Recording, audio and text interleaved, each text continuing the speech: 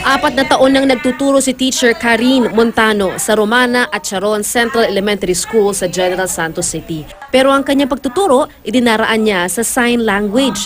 Isa si Teacher Karine sa 2 gurong nagtuturo sa special classroom. Gina-cater po natin yung ating mga pupils with hearing difficulty, and then may mga deaf po tayo. Diagnose po talaga sila na deaf. And then habang nagtuturo po kami, kasabay po nito ang sign language para po makakoop up sila sa ating mga lesson.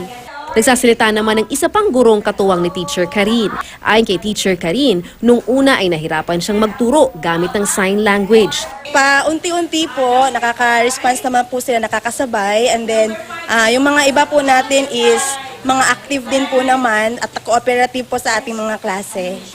Hinahangaan naman ngayon si Jonald Vincent Solomon o JV. Mula sa Cavite, mag-isa siyang bumiyahe pa Bicol nang naka-wheelchair. Putok ang mga binti ni JV matapos madisgrasya. Pupunta raw siya sa Bicol para makasama ang kanyang mga kaanak. Gusto rin daw niyang sukatin ang lakas ng kanyang katawan kahit na may kapansanan siya. 2 linggo na siyang naglalakbay, sa gitna pa niyan ng pabago-bagong panahon.